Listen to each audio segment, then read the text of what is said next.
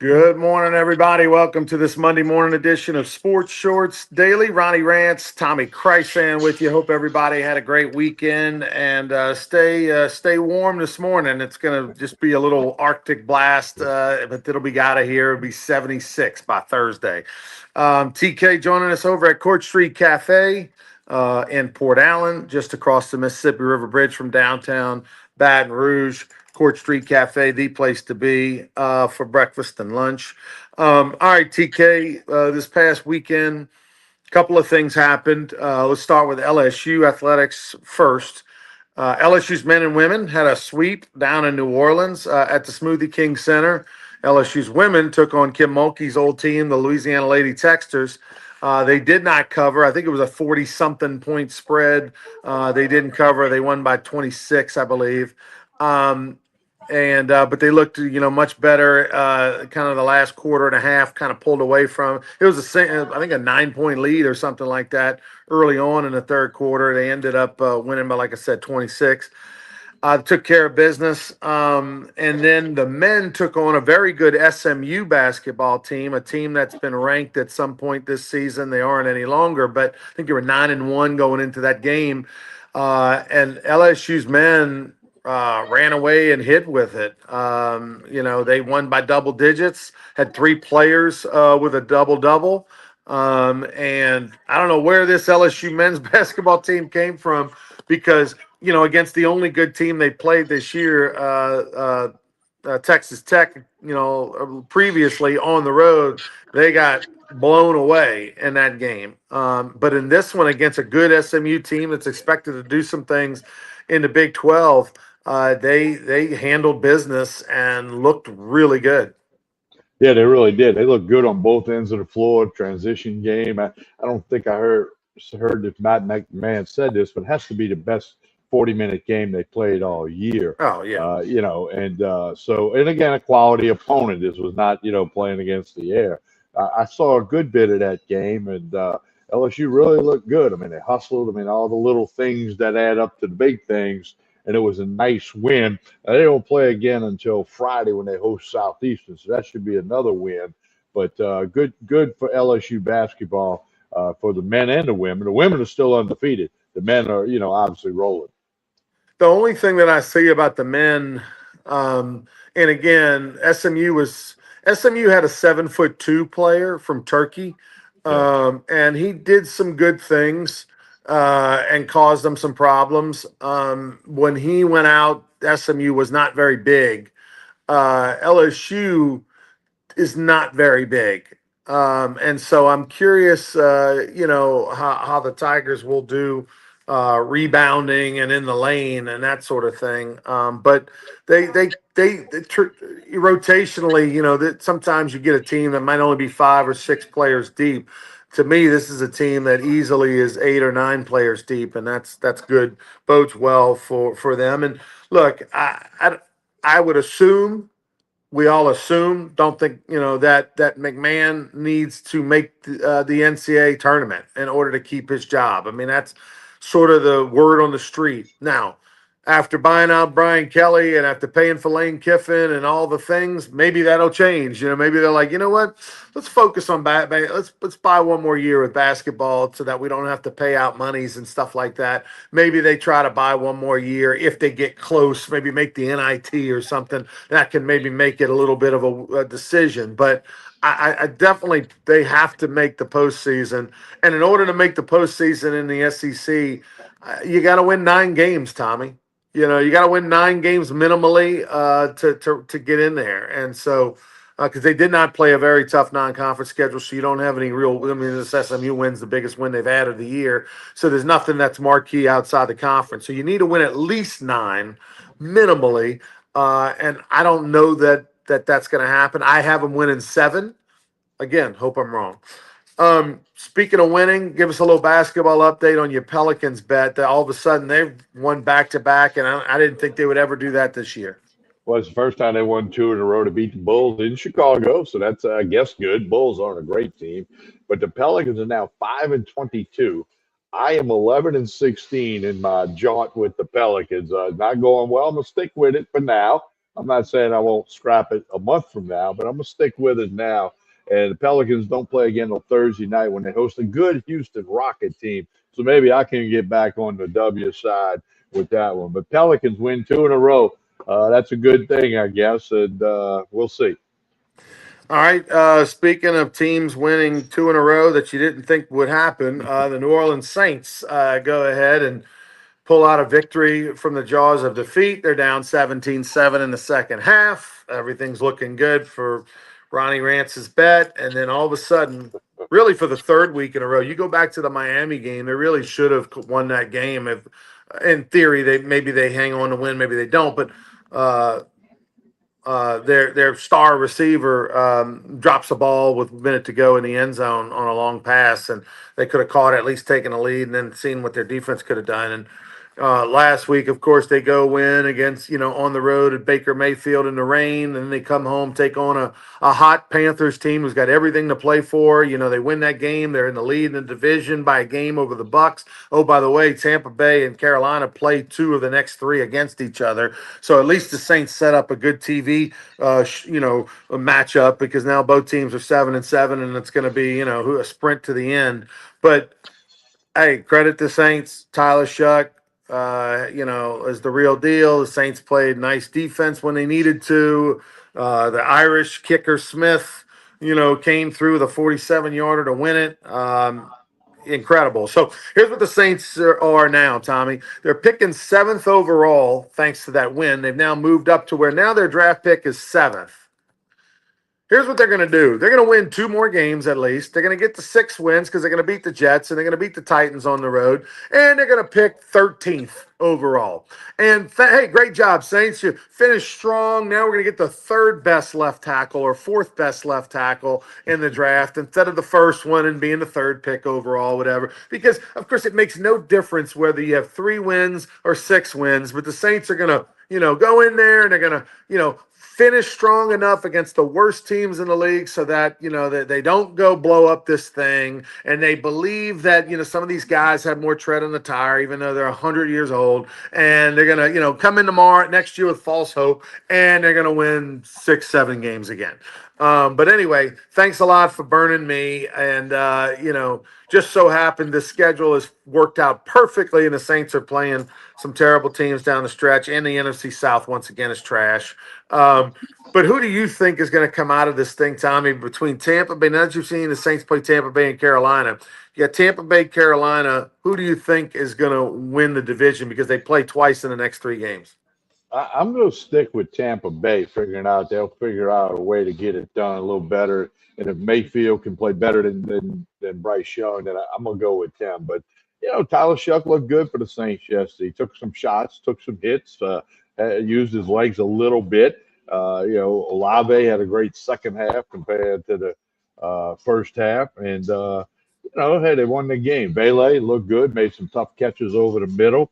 So I think Saints fans are a little bit excited, a little bit enthused. Hey, that's 2 in a row, 2 wins. So we'll have to see how that might materialize. But it was a good win for the Saints. They play at home. Their final home game of the year is next week. They play the Jets in the Dome, and the Saints, Ronnie, hold on to your seat. They're 4-point favorites as of right now against the Jets, Sunday, 12 noon in the Dome. That's how terrible the Jets are. Look, if you're the Saints, you have to judge yourself against your division. And fortunately for the Saints, the NFC South is one of the worst divisions in football.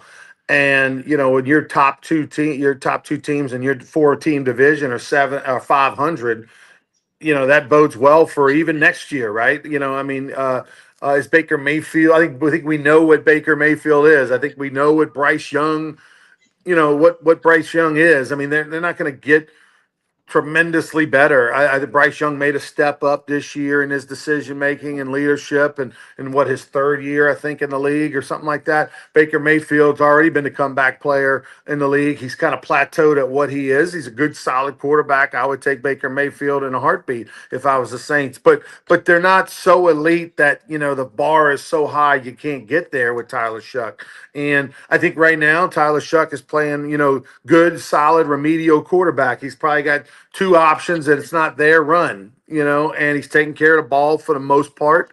and giving him, letting his athleticism and size, get it done for the Saints. And so, yeah, I don't know if the Saints are ready yet with 3 games left to go to just say automatically christen Tyler Shuck with he's our quarterback of the future, Tommy. But when you're going to end up probably picking 12th, 13th, 14th because the dumb Saints are going to beat up on a couple terrible teams and end up with 6 wins or 7 wins, you're not going to have a choice, right? Because this day and age, if you don't take a quarterback with the first 5 to 10 picks in the draft, it's a gamble because every quarterback is over evaluated.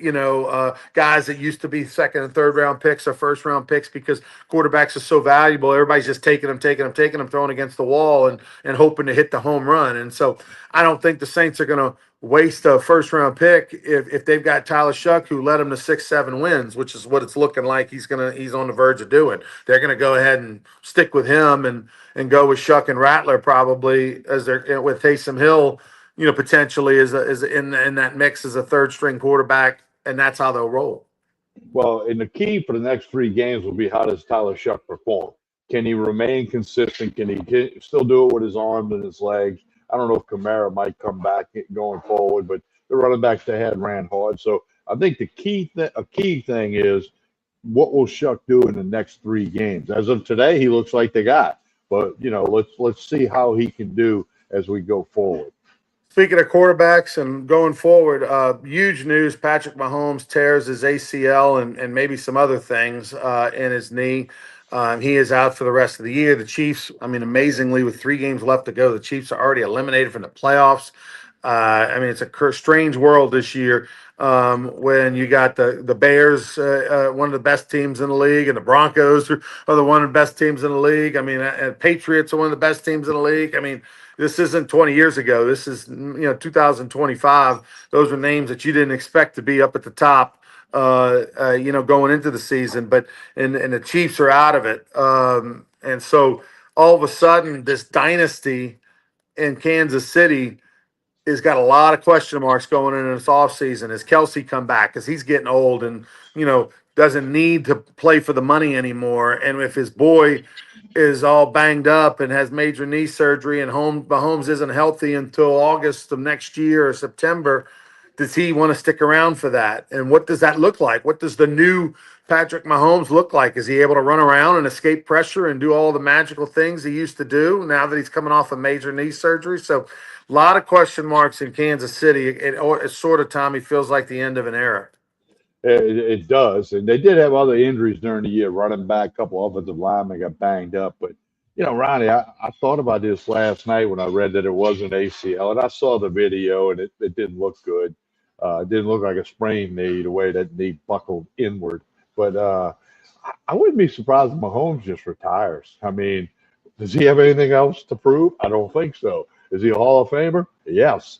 Does he want to go through the rehab thing and come back and then maybe not be quite as good or quite as productive as you just pointed out? So, it was a bizarre college season. It's a bizarre NFL season with 3 weeks to go in the regular season, and I'm sure the playoffs will be crazy, just like the college football playoffs are going to be crazy. No, he's already said, hey, I'll see you next year. Going to be 100%, blah, blah, blah, blah, blah. Look, Tommy, I have no doubt Patrick Mahomes is coming back. Okay. If Aaron Rodgers, let me ask you something. Which guy did you think would do more other things? We all envisioned Aaron Rodgers, climbing Mount Uchapiku or whatever and drinking ayahuasca for the rest of his life after he tore his Achilles tendon. If that dude decided to come back and and play for teams that really are meaningless the last couple years, I have no doubt that Patrick Mahomes is going to do what it takes. He's a lot younger than Aaron Rodgers. He's got a lot of bright futures in a great organization. He'll come back. Not to mention, would you want to stay at home with his wife every single day? And then, my goodness. Have you watched the documentary? She is aggravating. Yeah, a couple little kids. I don't know. I've talked to more than one player in the NFL who said, that rehab thing, it's different. And especially he hasn't been hurt, forever. By the way, him and Brady both tore the ACL in their 9th year in the NFL. But so I mean that rehab thing is not a picnic, okay, at all. Especially, I mean, you can rehab and go back to playing in the yard with the kids, but the rehab and playing the NFL again, well, we'll see. Yeah. All right. Well, also, speaking of rehab, Micah Parsons, the best defensive player in the NFL for the Green Bay Packers, former Cowboy who has had a great year. Green Bay's on the come up. They're going to be one of the teams to make noise in the playoffs and all that. Micah Parsons, knee injury when he wasn't even being touched. He was rushing the quarterback, made a cut, bam, down he goes. Have we gotten confirmation on him? It looks like an ACL type thing as well. Do we know, Tommy? I haven't read anything confirmed, but Ronnie, we Yeah. got an interesting comment here from Bryce Boudreaux. I don't know if you can see it. What a weekend in NOLA. He walked into the dome, and the first thing he sees on the Jumbotron is Ronnie. We call it the Ronnie-tron. Yeah, Bryce was stalking me this past weekend, that past Saturday or whatever it was. He saw me in the dome, and he takes a picture of me on the sidelines or whatever. Then he sees me at the Smoothie King Center. Went to the basketball game. You know, clearly, Tommy, I have better seats than Bryce does because notice everything's up high and way behind me, and far away. Where he's stalking me, but Bryce does a great job. By the way, repping the Gumbo Gators. Bryce is the MC for the Gumbo Gators, and you go to any Gumbo Gators home game next summer, and you're going to see Bryce working. He's the best in the league. Does a fantastic job. Well, and he was actually at Pete Goolsby at least one of the times when the Gumbo games. I remember talking to him before the game. So Yeah, he came to a Rougarou game. Something tells me he's going to be at more Rougarou games this year than he was last year, especially when Lake Charles might come to town. that's right. Which He will be the might. season opener. The home opener for the Rougarous against Lake Charles. I want to say Friday, June 5. That is correct. That is correct. Friday, June 5th. It'll be a firework Friday, by the way. So opening night, we're gonna have fireworks. So great night. Yeah, by the way, Christmas gifts, all that, gumbogators.com, brugru.com. Hey, whatever that, my nephew, my grandson, myself, my whatever. Hey, I don't know what to get these people. What about get them some gear? Get them some Rougarou gear. Get them some Gumbo Gators gear. Go check it out online. We can, you order it. We'll ship it the next day. All right, TK. Bowl season's upon us. The Raging Cajuns are in action this week against Delaware. Hey, 2 6-6 teams, whatever. Hey, the Blue Hens are a good story, right? They were a 1AA power for years. They've just recently, in the last couple of years, came up into the 1A ranks or FBS ranks. But for the Raging Cajuns, I don't. They've had a lot of success over the last 10 years, Tommy, in football. But this year, 6-6 feels like a 10-2 season. They lose the Walker Howard, the first game of the year. They're playing Rice. They lose that game. They were favored. Walker Howard's supposed to be throwing it all around the field this year. He goes down with an injury the first game of the year, out for they thought the season. He ends up being healthy enough to come back a couple of weeks ago. They will go all the way to their third string quarterback. They're down 17 to Marshall in the third quarter, and then all of a sudden, bam, one of the greatest comebacks in Raging Cajun history, and that turns around their season, and they end up being bowl eligible when it looked like Tommy, I saw this team play a bunch this year, the first month and a half of the season. Month of the season, I'd say. I thought 3 wins, 4 maybe. And for them to get to 6 is a lot of credit to Desermo, their coach, and those players, and Lunch Williams, the second year player out of Lutcher. I mean, just turned their season around. They play, but we've got the Friday and Saturday big time games this weekend. Yeah, well, Alabama and Oklahoma, the first of 4 playoff games this weekend. It's Friday night game. And then Saturday, you got the Tulane Green Wave going to Oxford to play the Ole Miss. Tulane versus no lane, as they're framing it. And then you got A&M in Miami Saturday, along with James Madison and Oregon. Oregon, 21.5-point favorite in that game. And Tulane's a 17.5-point dog. So going to have college football. Got bowl games. Got a game tomorrow night. You got the Raging Cajuns Wednesday over at Mobile. Got some other bowl games sprinkled in there. None during the playoff. And so we'll see how that rolls. And this past Saturday night, Fernando Mendoza continues the great story of the Indiana Hoosiers, capping it off with a Heisman Trophy win, kind of like when LSU, went 15-0 and became number one in the country, and Burrow capped it off with a Heisman Trophy win back in 19. Well, here's Mendoza winning the Heisman. It wasn't really that close. So Mendoza's your Heisman Trophy winner. The Indiana Hoosier football story continues. I mean, it's if you'd have gone back in a time machine to 2 years ago, Tommy, August of 24, and I'd have told you Indiana's going to be 15-0, number one in the country. They're going to have the Heisman Trophy candidate, and Vanderbilt's going to win 10 games, and their quarterback's going to be second in the Heisman. You'd have been like, what kind of ayahuasca Aaron Rodgers drink are you sipping on? But that's exactly where we're at. I mean, think about that. Two of the worst football teams in the history of Division I football are literally two of the worst. It's definitely the worst in both conferences by far. The Big Ten and the SEC, and both of their quarterbacks finished 1-2 in the Heisman. Now, I am a big Diego Pavia fan, not with the way he's acted over the last 48 hours. I mean, what an idiot.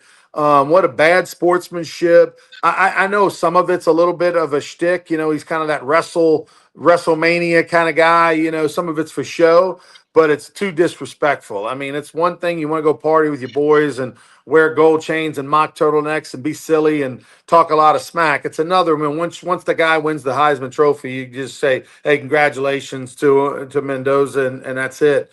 I don't know if there's some, Spanish Latin kind of machismo competition between these two guys or what, but it's been a bad look, man. With Pavi acting like an idiot. I'm sure Vanderbilt, who considers themselves a little bit of a classy institution, their alumni are not real happy with Diego Pavi, the way he's kind of embarrassed himself in that school with the way he's acted the last 48 hours. Ronnie, we saw baseball change with free agency and all of that stuff, where you have different winners and nobody's back to back in the World Series. Rarely does that happen. Well, that's what has happened to college football, because free agency is in college football. So that's why Indiana and a Vanderbilt, and James Madison and others this year, according to the rules that we have risen up, and that's part of it. And some of the bloods have, not had that good year. So it's just the landscape of sports now, not just pro sports, college sports. Some people calling it pro sports now. It's just kind of the way it's going to be for a while, I think, until everybody starts tipping over from the lack of money. The Superdome this past weekend housed the Louisiana High School Athletic Association state championships, 8 of them, 3 on Thursday, 3 on Friday, 2 on Saturday. Many of them were really good games, came down to the end. I think of, Ouachita won a state championship. Ouachita to Monroe won a state championship for the first time since 1989. They beat Ruston, their rival. It was a great game. Came down to, Ruston had a 52-yard field goal at the end to win it or tie it or whatever it was. I can't remember exactly the score, but to win it, and they came up short on the kick. And it was a good game right there. I think 21-20 final. You had Edna Carr and St. Aug were close for a quarter. St. Aug, Edna Carr is just too good. They had 15 Division I signees that signed. Not like, I'm not talking about juniors and sophomores. I'm talking about 15 that signed just a week ago. 2 of them LSU players. There were some big old boys. There were who's who of college coaches were there on the sidelines for that game. It's good to see St. Aug back in the state championship game, first time since '79, and they had a ton of alumni, brought a lot of people. Between the two, Ouachita Ruston brought a lot of people. Between the two games on Saturday, 35 people came through the dome on Saturday. So big crowd right there. Let's don't leave out the St. Charles miraculous well, finish. I was going to get to that. So, I know. Okay. So on Friday night, St. Charles Catholic beat Shaw, and if you're watching this show, you've heard us talk about it on Saturday. You've seen on social media. I mean, Sports Center is retweeting and reposting social media recaps. Every national person is reposting and retweeting about what happened. It was one of the most unbelievable comebacks, one of the most probable snatch victory from the snatch defeat from the jaws of victory if you're Shaw. Um, and I'll say this: I like how since Friday night, how Shaw has rallied around its program. Been a lot of positive messages. Number 50, their center, can't remember the kid's name, the one who threw the helmet. They got a 15-yard penalty. That everybody seems to be putting the blame on him, but there's enough blame to go around. This was not coached well by the coaches as far as use of explaining to their team that we got time we've got to burn off. We can't just kneel it. That not knowing how many timeouts they had left. St. Charles Catholic had 2. Shaw thought they had 1. Etc. The punter shanked the punt off the side of his foot. When he needed it most to just go forward. If he could have punted the ball 15 yards, we wouldn't be talking about St. Charles Catholic winning the state championship. But so there's enough blame. There's the center that threw the helmet. There's the quarterback for taking a knee too fast. There's the coaches for not coaching up the team that, hey, look, we can't just kneel it. We got to run some clock here. And then the punter shanks it off the side of his foot. And then the officials end up blowing a whistle and giving the kicker 3 minutes or so to 4 minutes to regroup because they called a delay of game penalty right before the field goal that wasn't, and they picked up the flag after they met for 4 minutes.